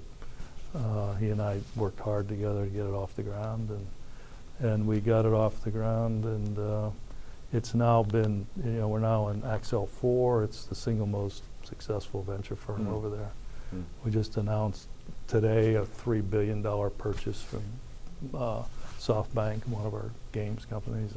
It's it's very satisfying, and it's been a great exercise. So I spent from 2000 to 2005 or so. I spent a large part of my intellectual effort doing that in Europe. In Europe, yeah. I travel. I'd go a week at a time, twice a quarter, something like that. Go ahead. And then the Accel KKR partnership, was that? Yeah. So Accel, in your you sort of had it as a response to the bubble. It was actually a pre-bubble thing. It was Accel KKR started off actually it was both. It started off life as a .com.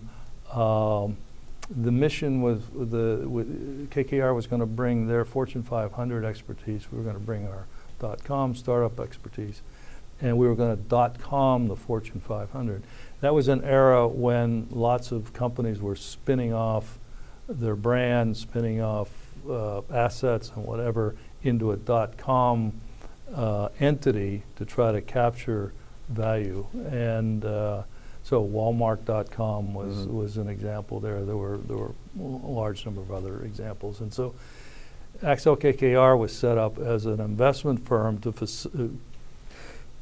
sort of combine consulting and investment banking and investing to enable to approach Fortune 500 companies and .com their infrastructures, their brand.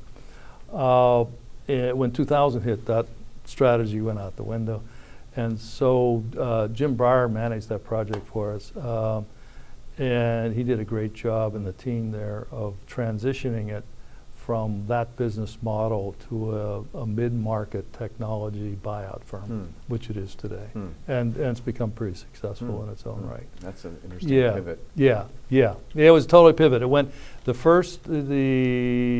initial structure was a corporation, because this was the era of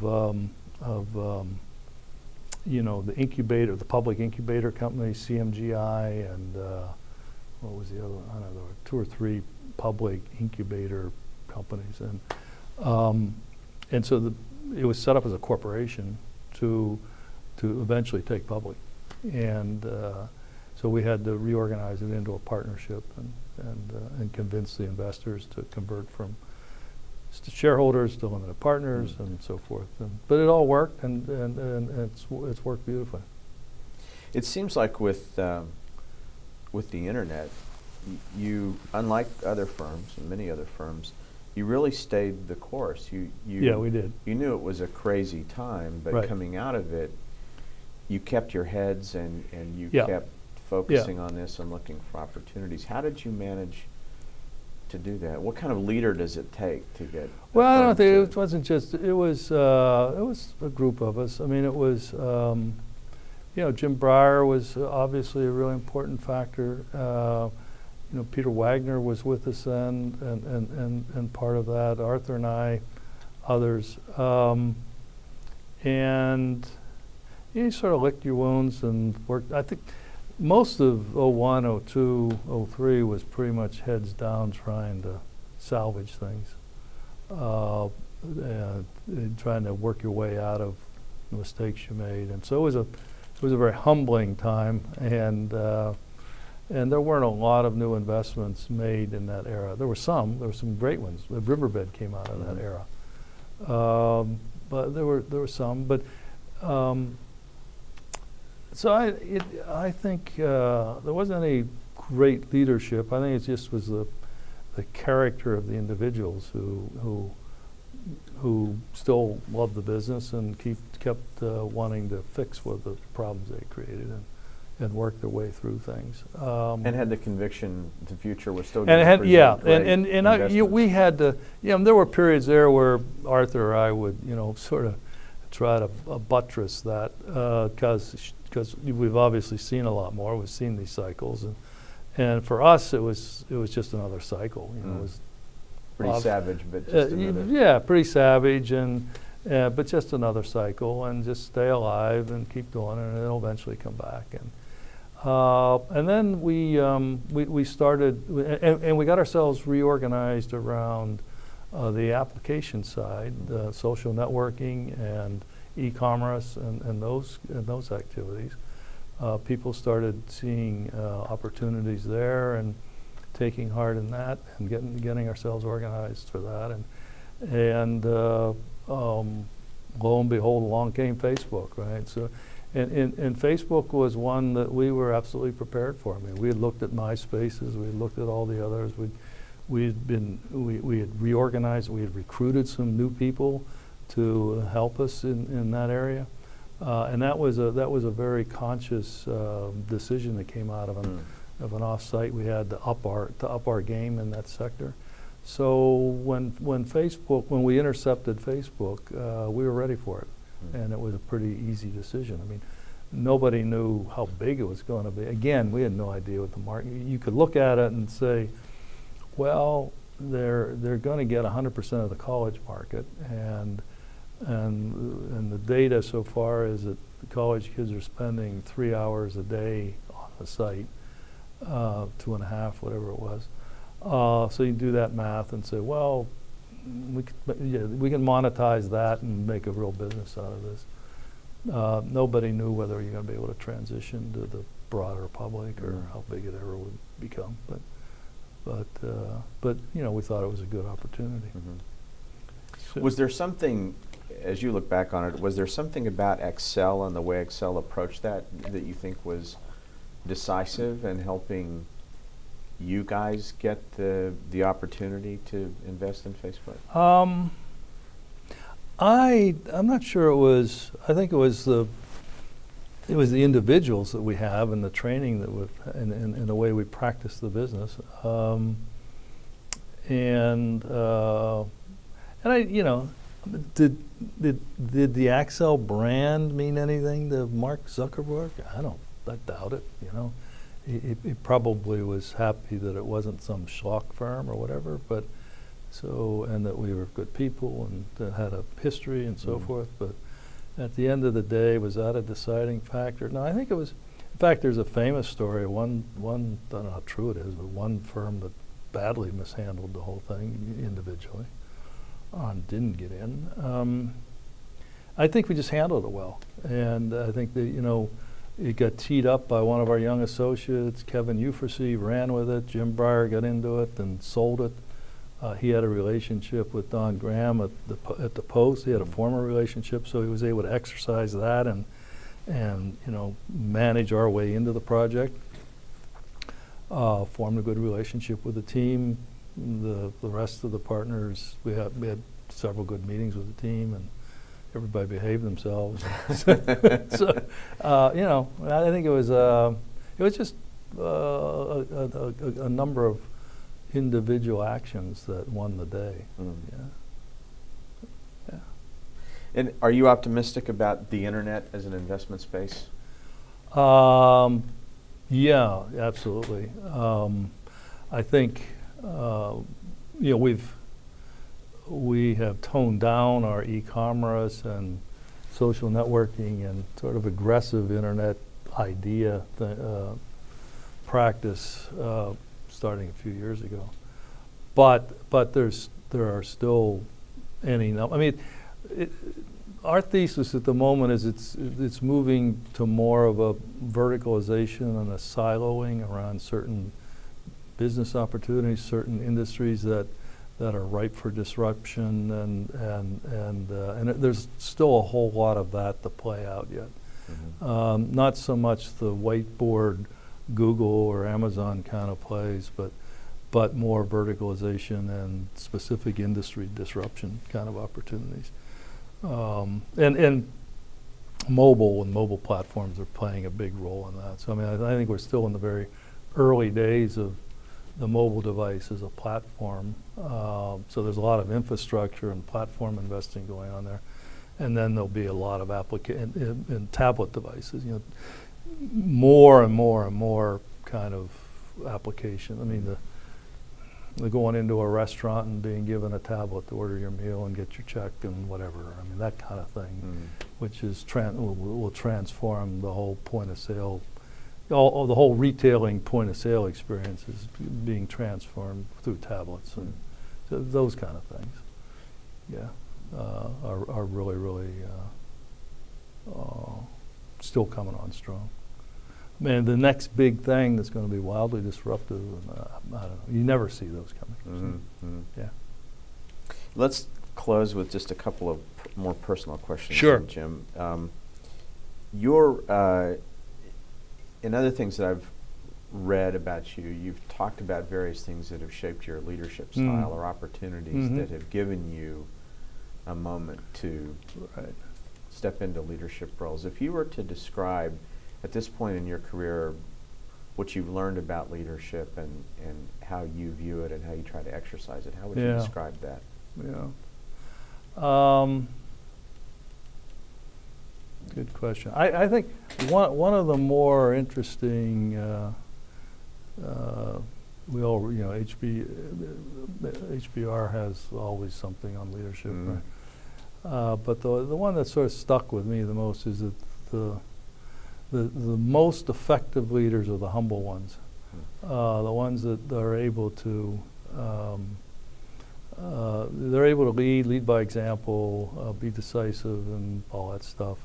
But at the end of the day, they're pretty humble about it, and just don't get caught up in it. And so I think you know, we live in this celebrity world, and I see, you know, many of the venture leaders trying to play the celebrity game, and you know, maybe it's good for them, but I don't buy it. And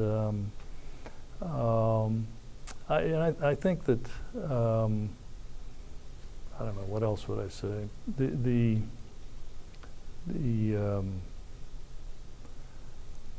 I think it's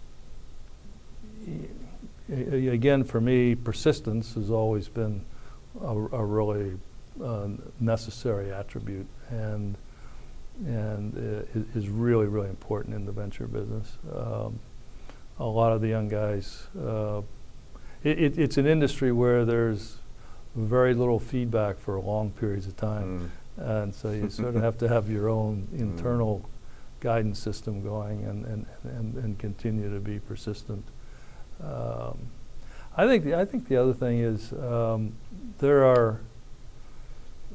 it's really important to have a vision about things, and I'm constantly struck with you know, various nonprofits that I'm involved with.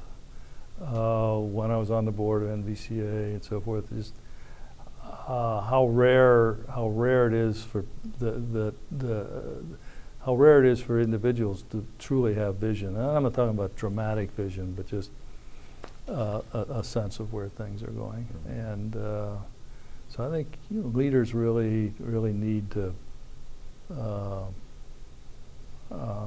have that, and exercise it in a way that's not intrusive and not demanding and whatever, but just still, but be guided by it continuously and not lose track of it. Yeah. Okay. And then if you were giving somebody who's just starting out some advice, in the venture business, or in the or in the world? Yeah. Well, it could be both. Yeah. could be Yeah. could be either one. Your choice or something about each. Yeah. Well, you know, I'd say choose your friends carefully. Yeah. Interesting. All right. And you know, we talked about vision a little bit. I think the other way to look at it is to recognize change.